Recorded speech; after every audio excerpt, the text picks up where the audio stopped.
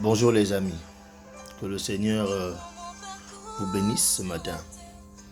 Alors je viens comme ça pour vous partager une portion des Écritures. Il s'agit des versets, notre verset du mois au niveau de l'Église. Nous sommes en train de réciter le verset de Jean chapitre 3 verset 16. Certainement beaucoup le connaissent déjà. Et l'objectif pour nous est d'amener chacun à maîtriser la parole de Dieu. Vous devriez pouvoir connaître, mémoriser certains versets clés de la Bible. Parce que la parole de Dieu est notre arme. C'est notre épée. C'est notre arme de combat devant les situations de la vie. On n'aura pas toujours la Bible à notre portée lorsque le diable viendra nous attaquer. On n'aura pas toujours la Bible au chevet du lit lorsqu'on sortira d'un cauchemar. On n'aura pas toujours la Bible à notre portée lorsque dehors l'ennemi nous attaque. Lorsqu'il attaque nos pensées, on ne va pas toujours prendre le temps pour ouvrir la Bible, pour répondre au diable. La Bible nous dit que lorsque Jésus-Christ a été tenté au désert, la seule arme qu'il a utilisée, c'était la parole. Et pourtant il était en jeûne, mais le jeûne n'a pas empêché au diable de l'attaquer. Donc le jeûne c'est bien, mais la parole, l'âme, d'accord, qui nous est donnée pour combattre l'ennemi, c'est la parole de Dieu. Pourquoi? Parce que la parole de Dieu, c'est Dieu. La Bible dit dans Jean chapitre 1 qu'au commencement était la parole. La parole était avec Dieu, elle était Dieu. Donc l'âme pour combattre le diable, c'est Dieu.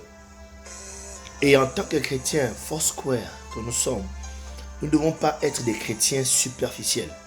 Des chrétiens qui sont accrochés à leur pasteur, accrochés à leur prophète, accrochés à un frère. Mais des chrétiens qui sont autonomes, qui peuvent se tenir devant les circonstances de la vie avec la parole de Dieu. Donc c'est pourquoi nous faisons exprès de répéter des versets chaque culte.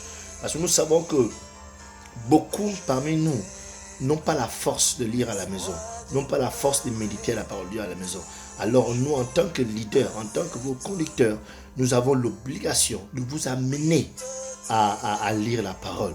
Donc c'est pourquoi le Jean chapitre 3, verset 16, est le verset qui a été donné pour le mois. Le but est vraiment que chacun le mémorise. Chacun le mémorise, mais non seulement le mémoriser, il faut comprendre ce qui est dedans. Qu'est-ce que le Seigneur veut dire au travers de cette parole?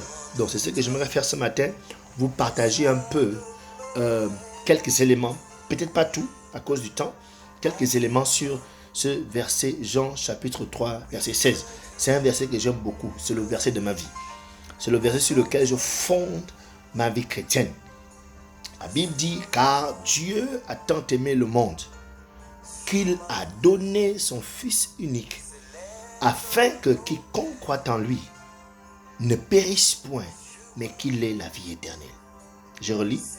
Car Dieu a tant aimé le monde qu'il a donné son Fils unique, afin que quiconque croit en lui ne périsse point, mais qu'il ait la vie éternelle. Là, tout de suite, le verset nous renvoie plusieurs éléments très importants que nous devons comprendre. Il commence en disant que Dieu a tant aimé le monde. Déjà ici, il y a le monde qui apparaît. Et lorsqu'on parle du monde, on fait référence aux hommes qui vivent sans Dieu. Lorsqu'on parle du monde, on ne fait pas référence aux arbres, aux animaux, aux bêtes qui vivent sur la surface de la terre, mais on fait référence aux êtres humains. Dieu a tant aimé les êtres humains. Dieu a tant aimé, et lorsqu'on prend l'adverbe tant, lorsqu'on emploie tant dans une phrase, c'est pour exprimer la profondeur, la largeur de la chose qu'on veut exprimer. Donc ici, il est question de l'amour, que l'amour de Dieu était tellement profond, tellement fort, qu'il a donné son Fils unique. Dieu a tant aimé le monde. Et ici, le monde, c'est de façon globale. Il n'est pas question d'une catégorie de personnes ou d'un type de pays. Dieu n'a pas seulement aimé les États-Unis et a haï par exemple le Togo, haï par exemple la Mozambique, haï par exemple le Kenya. Non, Dieu a aimé le monde entier.